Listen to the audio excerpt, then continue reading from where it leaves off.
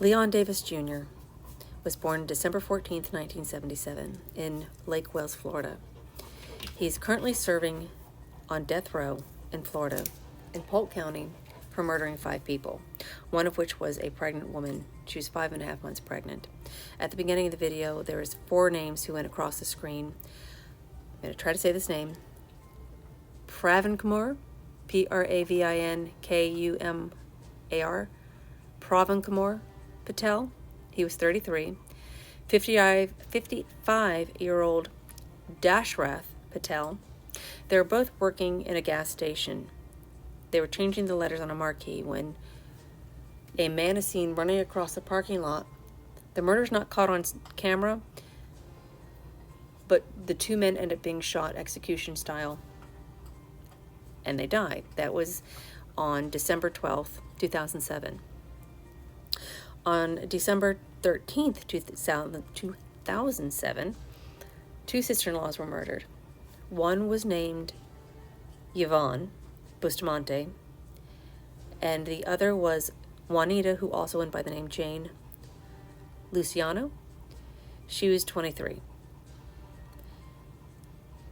For some reason, Leon goes into this insurance office, the Headley Nationwide Insurance Office in Lake Wales, pushes the 2 women, there's different variations of this, but he pushes the 2 women into a back area. One says a bathroom, one just says a back room in the insurance building, forces them to open the safe, gets $900 out, duct tapes the women down, douses them in gasoline, sets them on fire.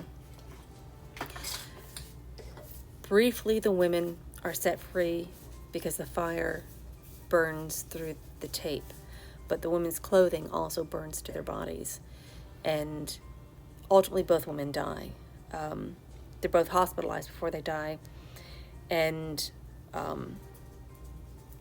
Bustamante died on the 18th of December. Luciano died on January 8th.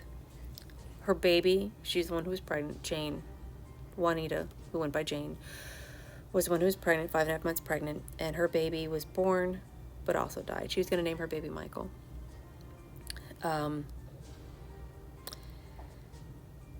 Davis becomes one of the FBI's most wanted in Florida.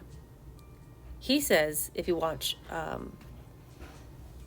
the trial, that he didn't even know he doesn't know what's going on. He doesn't know why anybody's looking for him. He's never done anything wrong. I've got some notes here saying that he took the stand in his own trial, and he claimed that he was surprised that anybody was looking for him. For some reason, he'd taken a shower at his brother's house the day of the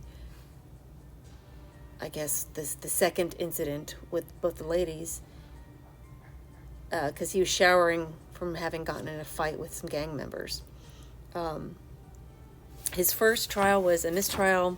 The parents of Bustamante actually tried to attack him.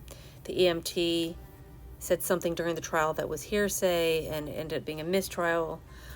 He eventually was convicted. He waived his right to a jury trial, and so he just had the judge judging him, heard the testimony, and decided that Leon was guilty of all 5 murders. There's a 6th man who was also apparently shot by Brandon. I'm sorry, I said Brandon. The guy who's shot by Davis. Brandon Greisman, Greisaman. He was shot in the nose. He says he remembers who shot him. I can't find any other information about him other than this guy saying that he's a witness, but I can't find anything else about him. In any case, I have a letter here between me and Leon. It says copy here. At first I thought that he had a copy, as in like they had to make copies from prison, but I think what it is, he wrote himself a copy so that he's always going to know what he's telling people, which is pretty smart. In any case, I'll go ahead and read this letter. I do have on Patreon the opening of me reading the letter initially, and I've written him back. I'm doing this because I want to know why people do what they do. I want to know if they take responsibility for what they do. And seriously, if somebody's innocent, I want to know that too. In any case, this is just all starting. So what I've got right now from Leon to me is his introduction. Thanks a million for reaching out to me. Yeah, I received your letter last night. Okay, so you said you had pretty much been looking to discuss situations like mine via social media. You would like my input and whatnot on things. You said you believe in redemption and you're not judging me. Well, if what you're saying is true, then I would love to put that little theory to a test, if I may. Okay, Marianne, so do you believe in wrongful convictions? Because I sure as hell do. Yeah, I actually fall under that category. I'm innocent man sitting on Florida's death row. I'm no killer. And I actually have some real evidence in the form of both DNA and shoe prints left behind by the real suspect killer that proves that fact. But for some unknown reason, the trial judge, along with the media, chose to omit that evidence. This would be just a portion of evidence from one of my cases I'm willing to send you. Yeah, it speaks for itself. I assure you that. And of course, I believe in God. I always have. But hey, first, please let me know a little bit more about yourself. And I'd also like to see a picture of you, as I would like to see who I'm dealing with. Once that has happened, then I'll send you that information I mentioned above. On the back says much respect. This guy's handwriting is just unreal. Like, look at this handwriting. That's handwriting. It looks like it's typed, but it's handwriting. That in and of itself I find fascinating. I have terrible handwriting, which isn't necessarily relevant, but that's crazy. So this is the first video I'm doing like this.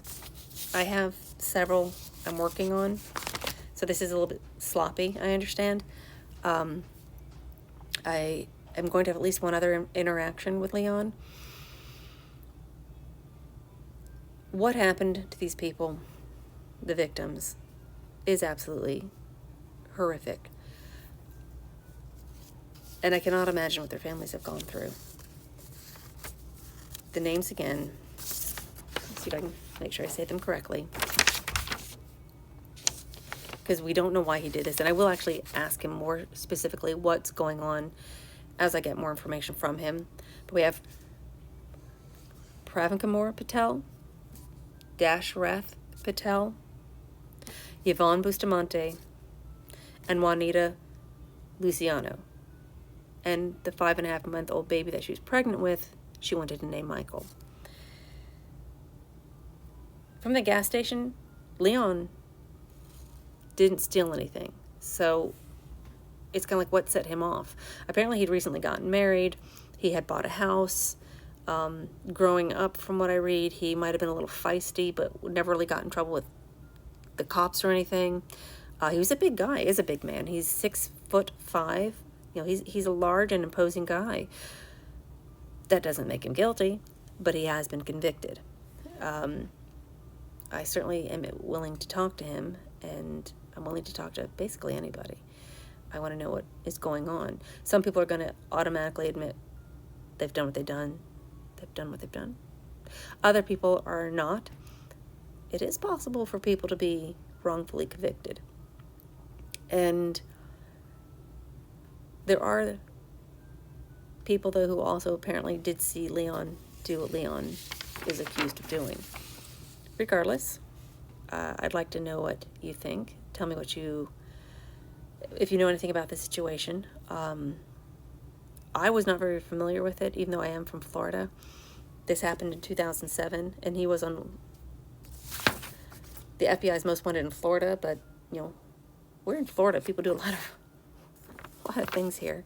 So I'm going to give you an update as soon as I get one. I wrote him back last night, and we're going to go from there.